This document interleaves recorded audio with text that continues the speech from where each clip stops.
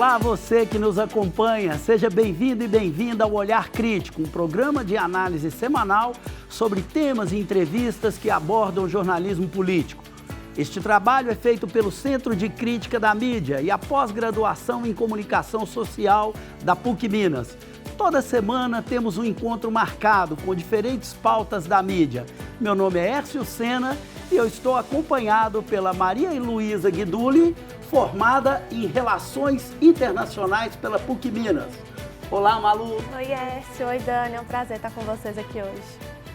E também o nosso convidado de hoje, o professor da PUC Minas, Dani Zaredini. Olá, Dani. Prazer. Obrigado pelo convite. Hoje vamos falar sobre os desafios do conflito Israel e Palestina. E para conversar conosco, trouxemos o professor Dani Zaredini, que é doutor e mestre em Geografia pela PUC Minas e bacharel em Relações Internacionais. Atualmente é diretor do Instituto de Ciências Sociais e professor do programa de pós-graduação em Relações Internacionais da PUC Minas. Zaredini foi professor visitante na Peking University, na China, em 2014 e professor visitante na Universidade Nacional de Rosário, na Argentina, em 2018. É líder do grupo de pesquisa Oriente Médio e Magrebe e membro do grupo de pesquisa Potências Médias no curso de Relações Internacionais. Olá, Dani, a gente vai começar então conversando sobre esse conflito que dura 9 meses. E na sua opinião, por que ele ainda prossegue com tantas notícias trágicas sobre esse acontecimento? Na verdade, o que nós assistimos hoje é continuidade de um filme que tem mais de 70 anos, né? Os conflitos internacionais, eles não podem ser vistos como cenas isoladas de uma fotografia, mas sim como um filme que se desenrola, né, com um roteiro, com seus atores principais. E quando a gente trabalha a questão do conflito palestino-israelense, sem observar as raízes desse conflito, nós não conseguimos compreender a sua profundidade e a sua complexidade. Então, o problema que aconteceu no dia 7 de outubro do ano passado, que foi uma tragédia para Israel, né, um ataque terrorista do Hamas contra civis em Israel, gerou uma outra tragédia, que foi também uma resposta assimétrica, criminosa, contra a população de Gaza e que também se mantém até hoje, depois de 9 meses, como você bem disse. Agora, as raízes disso é o conflito palestino-israelense, a criação do Estado de Israel e a não criação de um Estado palestino. E a não solução de um problema que é buscar uma terra ou buscar, né, o reconhecimento dos palestinos enquanto Estado, algo que não foi alcançado até hoje. Dani, a gente tem aí o Hamas como um dos principais atores desse conflito e um dos grandes responsáveis também, já que o primeiro ataque no dia 7 de outubro foi realizado pelo Hamas. Como que você define esse grupo? Na verdade, o Hamas, ele nasce a partir da primeira intifada, por volta de 1987, 88. Existia na década de 80 muita pressão contra Israel a partir de um outro partido, que se chamava Fatah, que era o partido de Yasser Arafat, que é o partido do atual presidente da Autoridade Nacional Palestina. E o que Israel faz? Israel busca minar aquele partido e vai estimular partidos islâmicos em Gaza. E ao estimular determinados grupos islâmicos em Gaza, isso acaba gerando um primeiro grupo, que é o próprio Hamas, né? O próprio, vamos falar assim, né? Aqueles que trabalham com inteligência em Israel, o Mossad e o Shin Bet, eles vão dizer que o Hamas é meio que uma criação de Israel lá nos anos 80. Só que não conseguem controlar. Eles se inspiram muito na Irmandade Muçulmana do Egito e a ideia da criação do Hamas era buscar libertar a Palestina. Só que, diferentemente do Fatah e da OLP, que eram partidos que não tinham ligação com a religião, o Hamas é um partido religioso islâmico, né? E que buscava, então, um caminho guiado por Deus. E isso gerou, vamos falar assim, uma realidade completamente diferente. Agora, o Hamas de hoje não é o Hamas de 1987, nem de 88. Se transformou, né, Dani, nesse processo? Se transformou muito. E hoje ele negocia com Israel. negocia com Israel. Mas o que aconteceu no dia 7, naquele dia, que foi por iniciativa do Hamas, vamos dizer assim, é uma resposta que o Hamas dava a uma realidade de mudança do cenário do Oriente Médio, que aquilo põe em risco a sua posição política naquela região. Né? Então, a reaproximação vamos falar, da Autoridade Nacional Palestina, da Arábia Saudita com Israel, a possibilidade de normalização das relações de Israel com a Arábia Saudita, o fortalecimento da Autoridade Nacional Palestina, isso tudo colocava em risco a posição do Hamas. Então, o Hamas busca mudar o quadro político da região fazendo aquela ação. E tem uma outra coisa. O governo do Netanyahu, ele não foi um governo tranquilo com os palestinos. De jeito nenhum. Que é um governo de extrema-direita, né? E aí o Hamas, ele vai, então, de certa forma, trazer a pauta do conflito novamente para a cena internacional, de uma maneira horrorosa. Mas, de certa forma, isso transformou a preocupação do mundo com a questão palestina. A gente poderia classificar o Hamas também como um grupo de extrema-direita? Como que você classificaria o Hamas? É complicado, né? Por quê? Porque é um partido conservador, ultraconservador, mas ele não pode ser denominado como extrema-direita porque a pauta não se enquadra, por exemplo, de limpeza étnica, não se enquadra como os nazifascistas colocam, não tem uma perspectiva de superioridade étnico-racial. Ele é um grupo muito conservador, concordo, tradicional, religioso, mas que tem por objetivo a libertação nacional. Então, nas Nações Unidas, não colocam o Hamas como um grupo terrorista. Colocam o Hamas como um grupo de libertação nacional. E aí o Hamas trabalha nesse aspecto. Um outro grupo que também é muito conservador, né? Vamos pegar, por exemplo, a Arábia Saudita, ultraconservador. O Irã, ultraconservador. São todos ultraconservadores. Mas colocar na pau da extrema-direita é uma perspectiva muito mais ocidental do que oriental. Eles têm outros problemas, né? Mas isso mostra a complexidade que ele dá com esses grupos e com essas realidades. Dani, eu queria puxar algumas das coisas que você falou nessa sua resposta. Primeiro, a questão do difícil controle do Hamas. Eu lembro, em uma das aulas do curso de Relações Internacionais, que um dos professores falou que é muito difícil você controlar, você acabar com o grupo terrorista, porque primeiro você tem a ideia, né? Você tem todo um ideal, é muito difícil.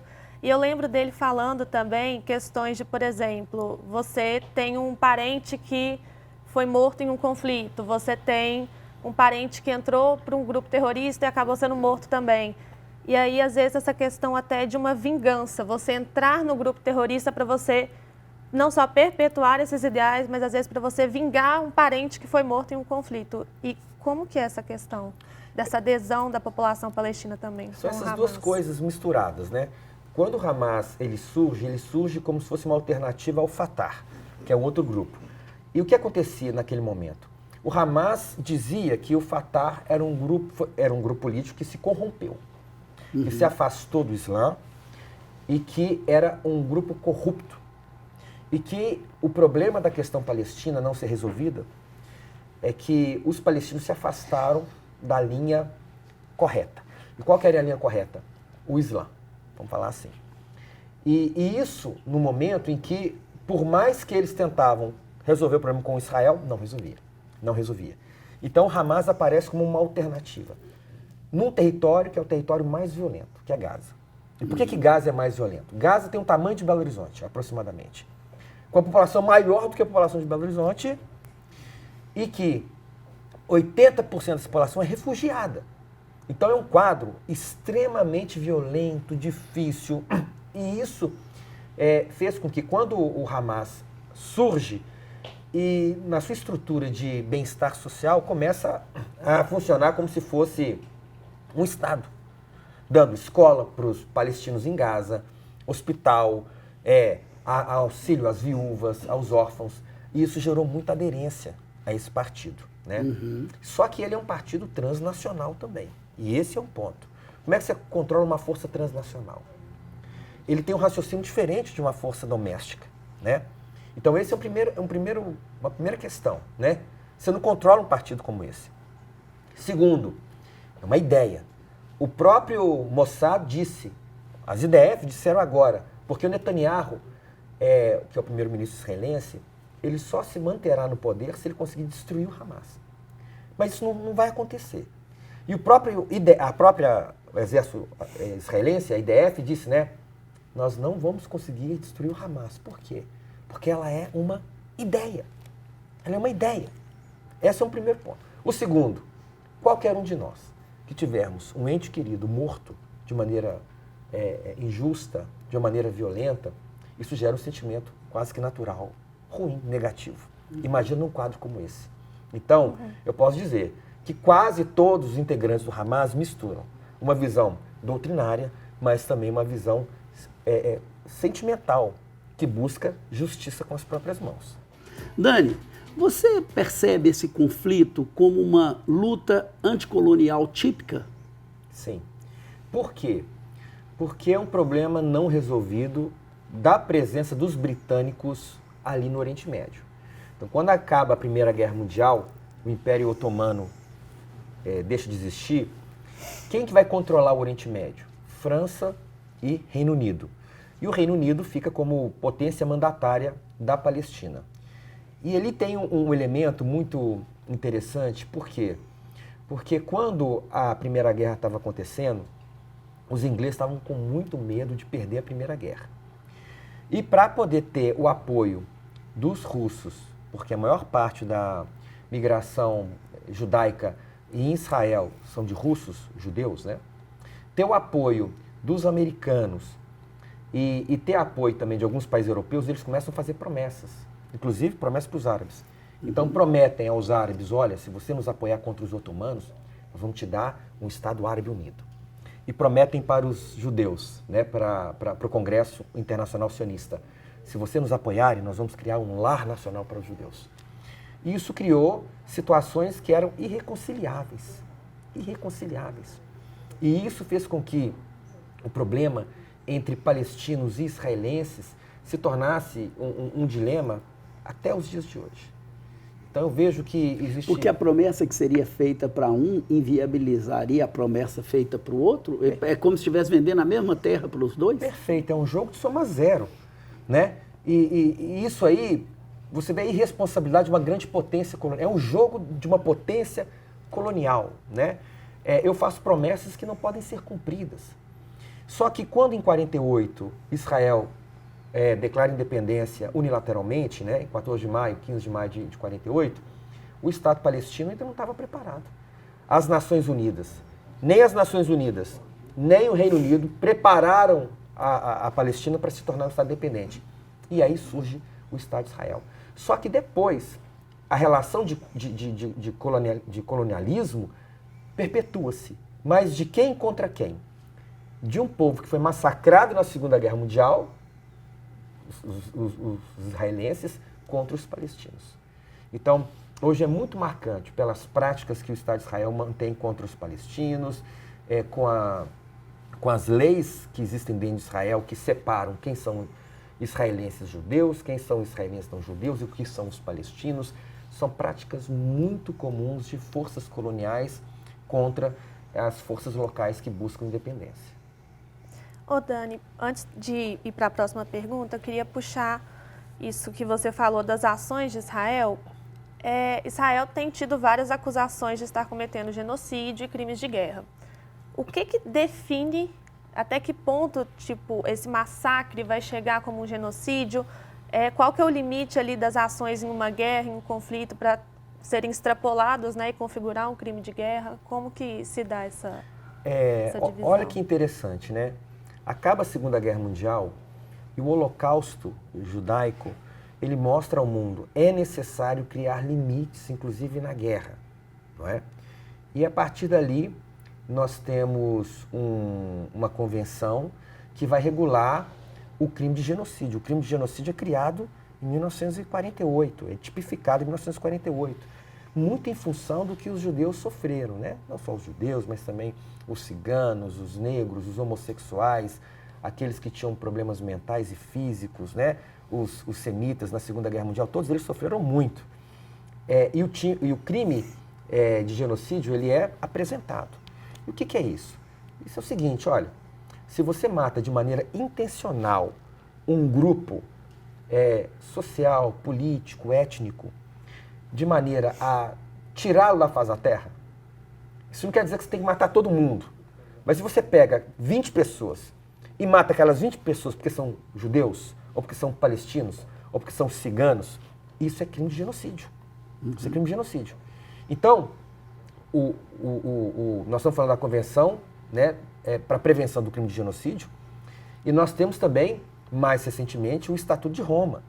O Estatuto de Roma, ele vai criar a questão dos crimes de guerra, né, contra a humanidade. E nos dois casos, nós vimos nos últimos meses que tanto o Tribunal Penal Internacional, que julga pessoas, né, e o Tribunal de Haia, que julga estados, né, a Corte Internacional de Justiça, eles tomaram decisões que sinalizavam que o que acontece em Gaza é, de alguma forma, genocídio e crime contra a humanidade, crime de guerra, né? Então, existem princípios como, por exemplo, proporcionalidade da resposta, né? Tem que ser observado a proporcionalidade na resposta. Matar as pessoas por fome. Inclusive, quando o TPI fala, quero mandar ali para o Tribunal Penal Internacional um mandado de prisão contra o primeiro-ministro israelense e o ministro da Defesa, Netanyahu e Gallant, né? Um dos pontos é o seguinte: estão utilizando da fome para matar os palestinos. Isso é uma coisa complicadíssima. Agora, qual que é o problema de discutir essas coisas? Mistura uma memória muito negativa, que é o Holocausto, que é quase um tabu, e mistura a utilização política do que o Estado de Israel e não os judeus utilizam dessa memória para uma política de morte. Então, hoje, ninguém pode criticar Israel. Criticou Israel é antissemitismo. Isso está errado. Está errado. Porque nós temos que separar o que é respeitar a memória e nunca mais permitir o que aconteceu na Segunda Guerra contra os judeus, que foi o Holocausto, nem relativizar o que foi o Holocausto, mas, ao mesmo tempo, lembrarmos o seguinte, que Israel é um Estado independente que tem compromisso com as nações, compromisso com a Carta das Nações Unidas. E a crítica contra Israel, muitas vezes, é necessária, né? Mas o uso político, isso gera problema. E dentro disso, como é que você vê essa proposta do cessar-fogo colocada nesse momento pelo presidente Biden? Essa proposta é muito parecida com aquela que foi apresentada pelo Egito e pelo Catar, que a resposta de Israel foi invadir Rafah. E para o governo Biden é um problema seríssimo essa guerra. Por quê? Porque ela, de certa forma, ultrapassou todos os limites. E isso tem um impacto para o Partido Democrata dentro dos Estados Unidos, que o apoia, e para a população árabe muçulmana que está dentro de Israel, e para os progressistas dentro dos Estados Unidos, né? Então, o Biden busca desesperadamente um cessar-fogo para que a coisa possa acabar, né? Só que qual que é a questão? A questão é que existe um elemento que é impeditivo para que isso aconteça, que se chama elemento Bibi Netanyahu. Lembrando aqui de um amigo meu que é um advogado muito prestigiado, né, que é o Rodrigo Nogueira, o efeito Bibi. E o que é o efeito Bibi? O efeito Bibi é o seguinte: se essa guerra acaba, o governo cai. O governo cai.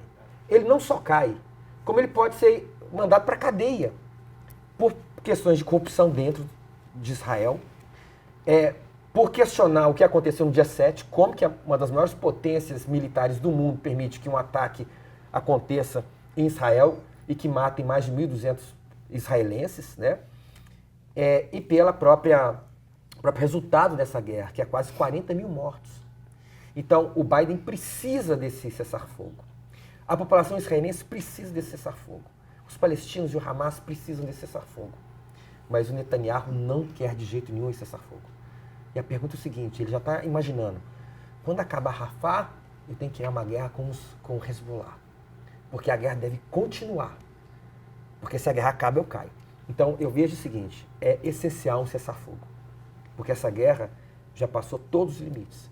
Mas esse elemento político, né, e a força que ele tem com a extrema-direita em Israel impede que isso aconteça. Então isso poderia ser uma boa solução política para Israel, mas não necessariamente uma solução para o Netanyahu e o seu grupo político. Né? Esse é o ponto, porque até mesmo dentro do governo Netanyahu tem pontos diferentes de visão.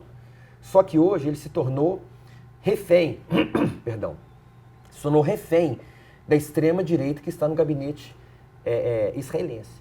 Então, existem ministros ali que não querem de jeito nenhum, que tem uma visão completamente religiosa do conflito.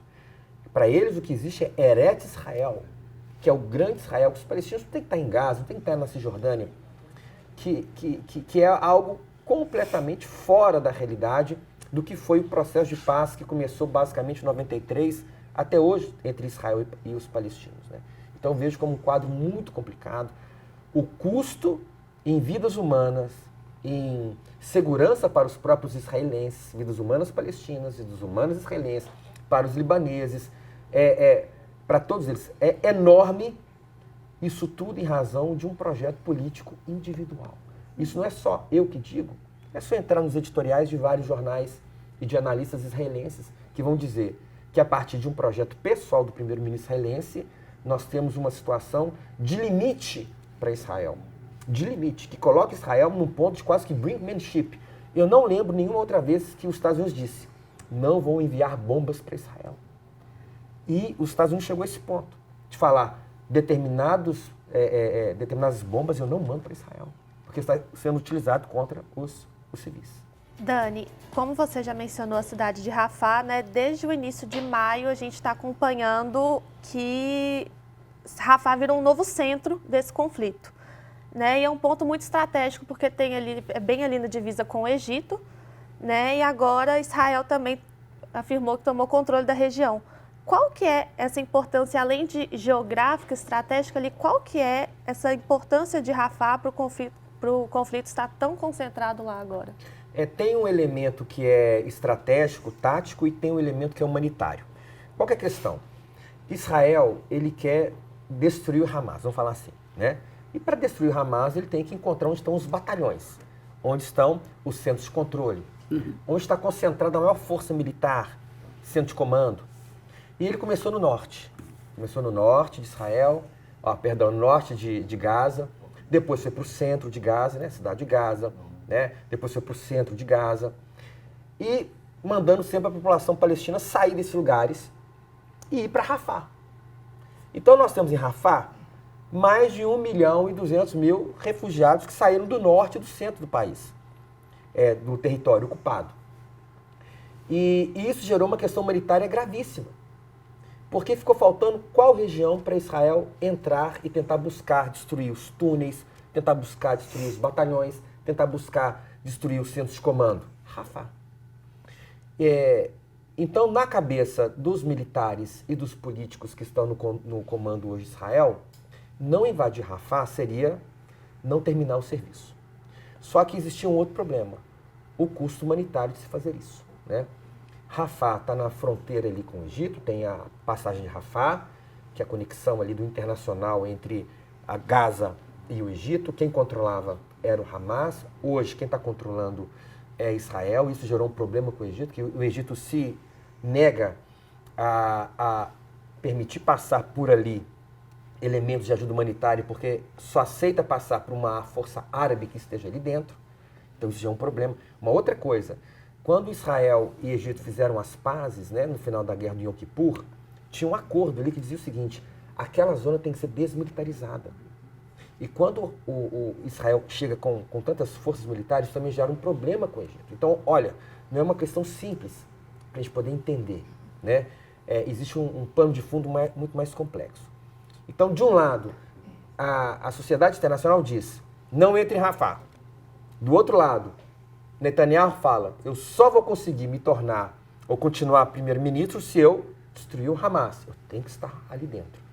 Então, isso gerou um jogo muito difícil de ser trabalhado. Mas é uma cidade importante porque está ali no limite com o Egito. É uma cidade importante porque tem ali mais de 1.500.000 pessoas. E porque uma ação mais violenta de Israel pode significar uma matança generalizada de pessoas, né?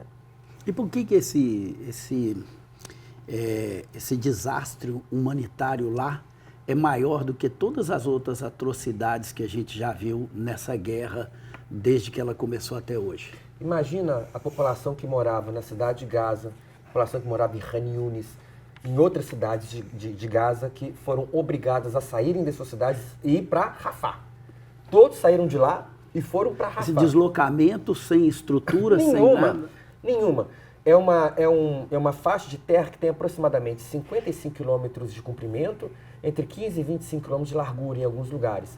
Você imagina crianças, idosos, mulheres, doentes, se deslocando. Porque Israel falava, essa é uma zona segura. Jogava bomba na zona segura. Vai para Rafah e depois invade Rafah. Então, Rafah se tornou um símbolo mais complicado, porque ali era considerado uma zona segura. Não existe zona segura em Gaza mais para os palestinos, né? Quando a gente pensa que 40 mil morrem e que desses 40 mil, quase 70% são crianças e mulheres, a gente vê a natureza dessa guerra. Eu queria deixar uma coisa clara. O que aconteceu no dia 7 de outubro foi uma atrocidade contra Israel, uma atrocidade contra os judeus. E ninguém justifica isso. E eu vejo que Israel estava com a faca e o queijo na mão para dar uma resposta adequada contra o Hamas. Mas a resposta que Israel dá faz com que a própria comunidade internacional se coloque contra Israel. Hoje Israel não tem mais o mesmo apoio que tinha desde o dia 7 de outubro, porque a resposta ela é muito assimétrica, né?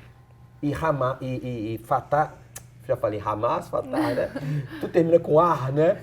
Mas e Rafah, de certa forma, vai representar isso, né? O ápice dessa resposta é inimaginável, que vai levar o Tribunal Penal Internacional, a Corte Internacional de Justiça, falar ali existem elementos de genocídio e de crimes contra a humanidade. Ô Dani, e mesmo com essa resposta da comunidade internacional, do Tribunal de Haia, né, da Corte de Haia e do Tribunal Penal Internacional, isso não surte nenhum efeito na posição do Netanyahu? Surte um efeito limitado, né? Claro, que é do ponto de vista da imagem.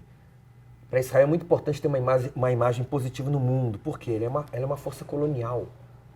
Mas ela quer se mostrar como uma força colonial que tem razão de ser. Por que eu ajo dessa forma com os palestinos? Então, eles têm uma política de propaganda muito forte que chama Hasbará. A Hasbará é a propaganda israelense. Só que ela está se desmanchando. Por que ela está se desmanchando? Porque nós vivemos uma guerra em tempo real. E quando nós vemos que 40 mil pessoas morrem, as crianças morrem, isso começa a ter um efeito muito negativo para a imagem de Israel. E quando o TPI e contra a Corte Internacional de Justiça fala, eles estão errando, para a imagem de Israel, isso é muito negativo. Claro, eles também colocaram 3 do Hamas para serem presos, o TPI. Só que o impacto da imagem para Israel é muito maior. Porque o mundo muitas vezes vê, né? O Hamas é um grupo terrorista, o Hamas é um grupo radical. E a visão que se tem de Israel é de um país que foi criado para lidar com uma dor profunda dos judeus, que foi o Holocausto. O Hamas já tem a imagem dele negativa já tem consolidada, imagem negativa, né? Israel sempre construiu uma imagem positiva, né? Uma terra sem povo para um povo sem terra, mesmo a terra está no cheio de povo lá dentro, né? Mas foi construindo essa imagem. Só que o que aconteceu hoje, e isso sua pergunta é muito interessante, isso tem um efeito deletério na imagem de Israel, com certeza. Agora, tem outro lado, que é das relações internacionais. E qual que é esse lado das relações internacionais? No final das contas, quais são os limites das instituições internacionais?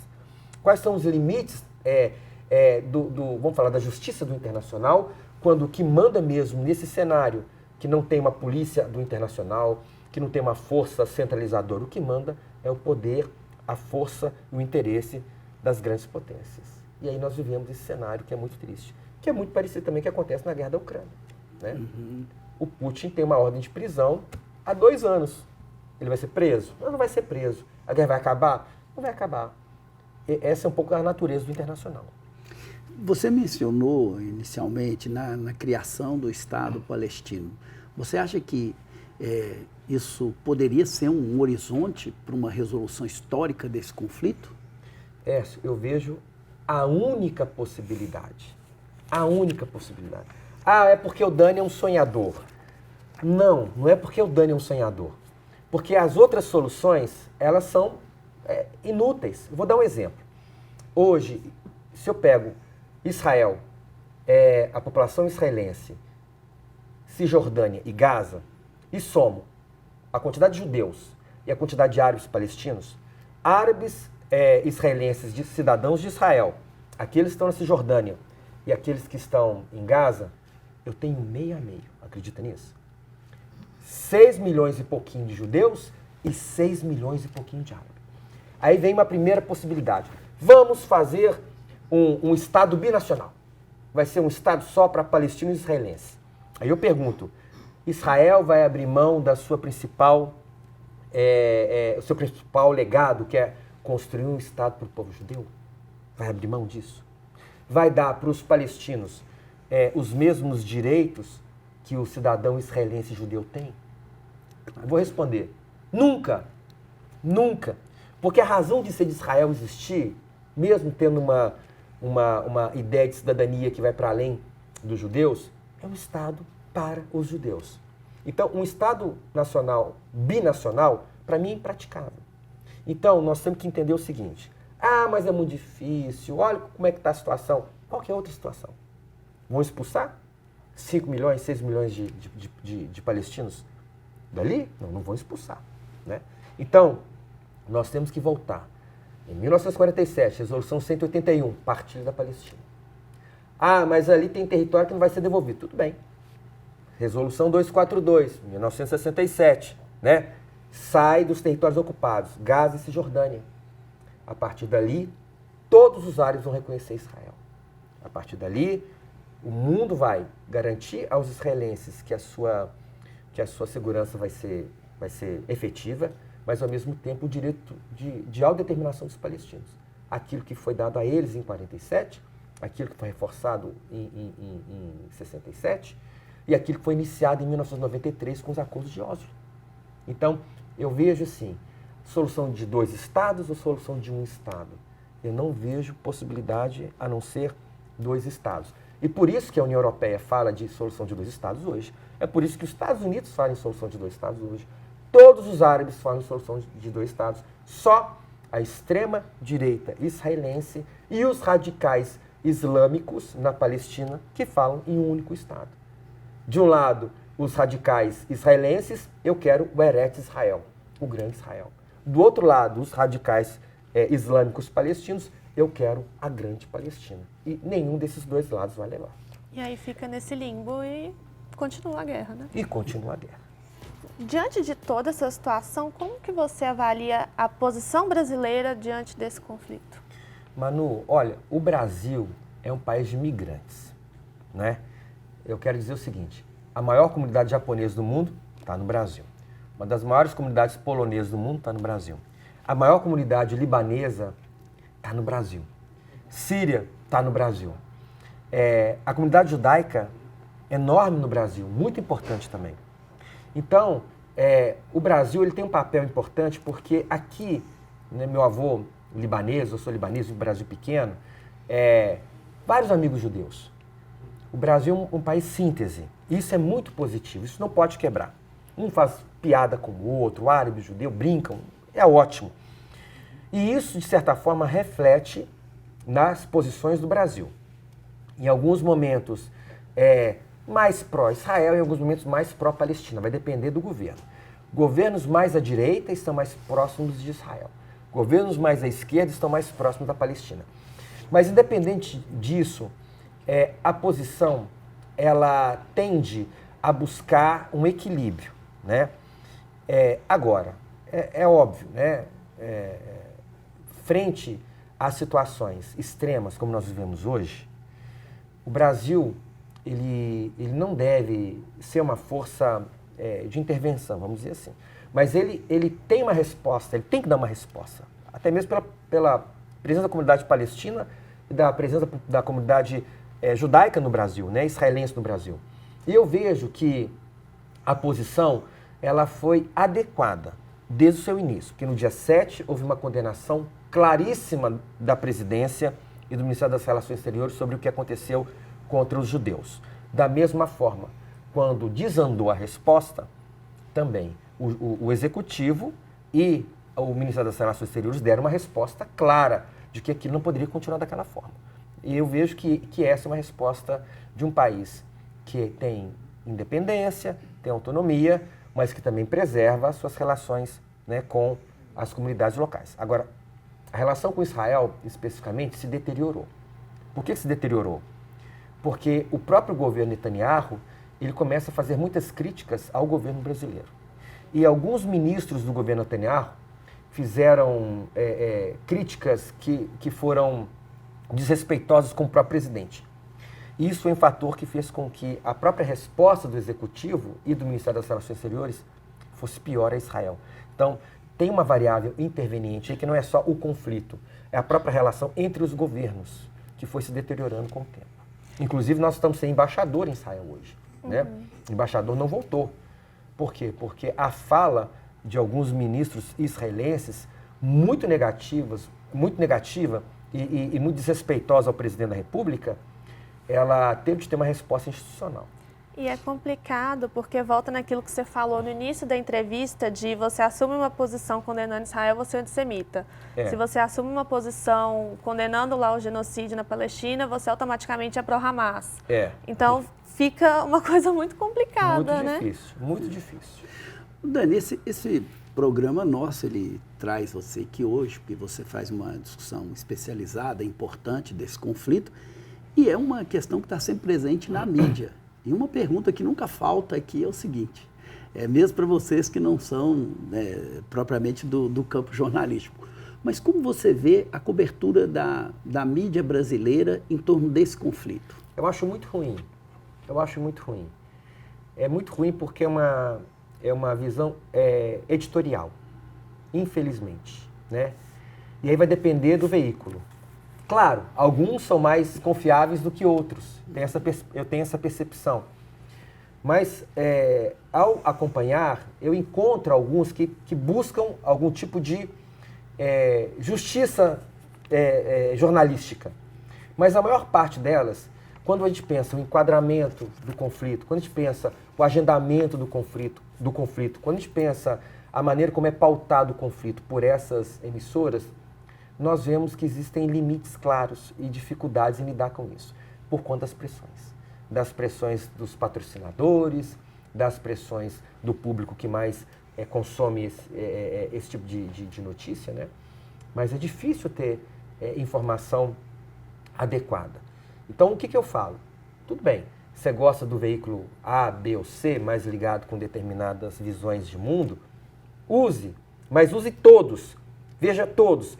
E o mais importante, busque os veículos que estão lá fora. E que eu falo lá fora, eu não falo só da BBC, eu não falo só da CNN, né? Eu falo da Al Jazeera, eu falo do Haaretz. Inclusive foi censurada, né? Não, ela foi expulsa de Israel. Sim. Ela foi expulsa de Israel. Né? Não só ela, né? A própria American Express também, American Press, ela também teve vários equipamentos retidos por Israel. O presidente Biden, ele teve de interferir para pedir para devolver, porque eles estavam mostrando coisas que eles não queriam mostrar. Então, eu vejo assim, que nós temos que ter um olhar crítico, sempre um olhar crítico sobre essas notícias. A própria imprensa de Israel é mais crítica do conflito do que a imprensa brasileira. Né? Vai depender do veículo. Por exemplo, o Haaretz é um veículo muito interessante, porque da mesma forma que ele vai defender posições israelenses, ele vai criticar também posições israelenses. O Jerusalem Post, ele já é mais um governo, um veículo pró-governo, né? Mais alinhado. Mais alinhado. O Times of Israel, que é também um jornal antigo, ele tem uma visão que às vezes mais pró-governo, mas que traz às vezes também notícias que atacam o governo. Então, é importante ter essa visão do todo. Eu vejo que na mídia árabe, Al Jazeera, ela é um jornal bem equilibrado. Claro, sempre ponderando os vieses, sempre ponderando, né, vamos falar assim, o lugar de fala, eu vejo que é um jornal muito interessante para acompanhar. Tanto a Al Jazeera quanto o Haaretz, né? O problema é que o Haaretz é pago. Então as pessoas têm mais dificuldade de acompanhar o Haaretz porque ele é pago. A Al Jazeera não. A Al Jazeera, ela é gratuita, né? Bom, esse diálogo está muito bom, mas nós vamos ter que marcar uma outra rodada, porque agora chegou a hora do nosso momento panfletagem, que é o nosso momento de indicação cultural.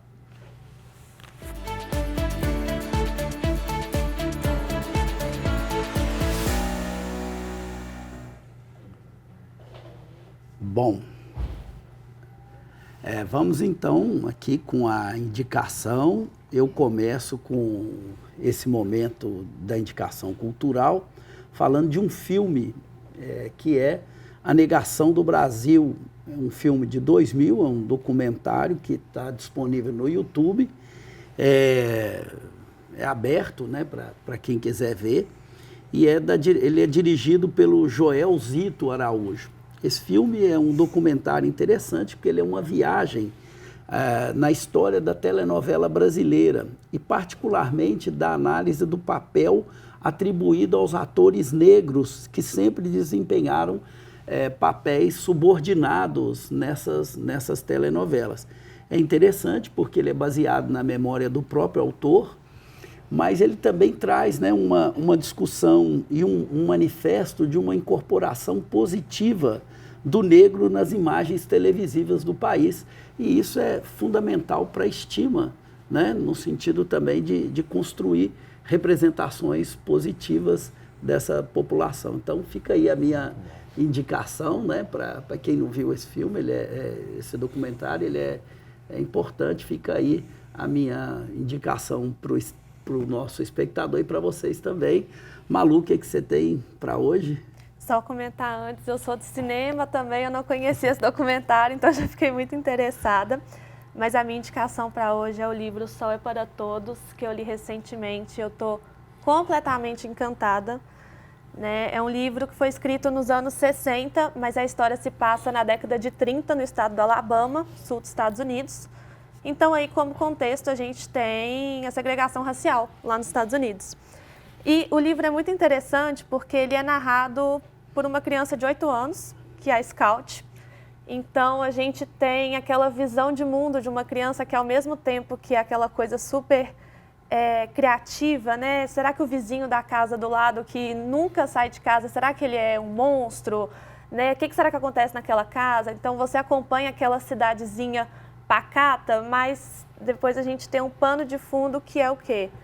O pai dela, o Atticus, ele é um advogado e ele vai defender um homem negro na corte acusado de estuprar uma mulher branca. Então, a Scout, o irmão dela, me fugiu o nome dele agora, eles vêm sofrendo ataques assim, seu pai defende negro, né? E eles vão tendo aquele conflito, né? Uma criança de 8 anos se deparando com o racismo e eles mesmo não entendem, né? Ela fica ofendida de estarem falando que o pai dela defende um homem negro, mas ao mesmo tempo ela fica assim, por que ele não pode defender esse homem, né? Então é muito legal a gente ver todo esse contexto pelos olhos de uma criança, né? Aquela cidade pacata, as brincadeiras, os amiguinhos e tudo, a vida na escola. Só que também vê pela perspectiva deles essa questão do racismo, como que a população dessa cidade se porta diante desse caso. E esse filme tem uma adaptação também, o livro é de 60, eu não sei se o filme é de 61 ou 62. E, inclusive, o protagonista é um grande ator de Hollywood na época, o Gregory Peck. Fica a indicação também do livro e do filme. Fechando com a indicação do Dani. Tem uma animação que eu adoro, é incrível, chama Valsa com Bashir. E do que se trata essa animação? Uma animação israelense, né? O Ari Folman, que vai escrever, né, o roteiro dessa animação, vai falar de um momento muito doloroso para palestinos, libaneses e para israelenses, que foram os massacres de Sabra e Shatila. E o roteiro é legal porque vai falar de um israelense, passaram aí várias décadas depois do acontecido. Ele era um soldado israelense que estava ali, só que ele sofria de amnésia. Ele tinha sonhos repetitivos, ele não sabia o que estava acontecendo, sempre envolvendo cães que chegavam para atacar, E ele procura, então, um psicólogo, um psicanalista, para entender o que estava acontecendo com ele. E, aos poucos, ele vai voltando até essas reminiscências da guerra do Líbano, né? Até chegar, né, no ápice ali, que foi o massacre de Sabra e Shatila. E por que eu acho que é um momento interessante de assistir esse filme? A animação é belíssima. Quando eu vejo o litoral de Beirute, eu me vejo em Beirute, mas aí toda destruída pela guerra, mostrando toda a complexidade da guerra, né? E mostrando o impacto que tem na população israelense essas ações que eles fazem.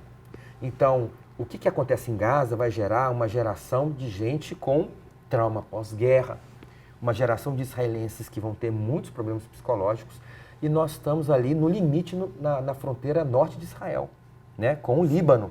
Então nós vamos ter uma nova valsa com Bashir. Bashir foi o nome de um presidente libanês, cristão maronita, queria assumir, e antes de assumir, ele é assassinado. E quando ele é assassinado, as milícias cristãs acham que foram os palestinos, mas não foram os palestinos. E vão tentar vingar no campo de refugiados de Sabra e Shatila com o apoio das forças israelenses. Então, vale muito a pena. Vale muito a pena. Bom, feitas as indicações, quero te agradecer, Malu, obrigado aí pela presença hoje. Obrigada pela confiança de estar aqui na mesa com você. Malu é a nossa produtora e hoje ela trocou de lugar, está aqui na mesa. Das câmeras hoje. Muito obrigado, Dani, pela sua presença, foi ótimo contar com você aqui hoje. Eu que agradeço o convite, foi uma honra participar com a Malu e com o professor Sena, e contem comigo. E assim terminamos nosso programa. Lembramos a você que ele também está disponível no YouTube e nas plataformas Spotify e Deezer. Nos acompanhe por lá e também nos siga no Instagram. Um grande abraço e até a próxima semana.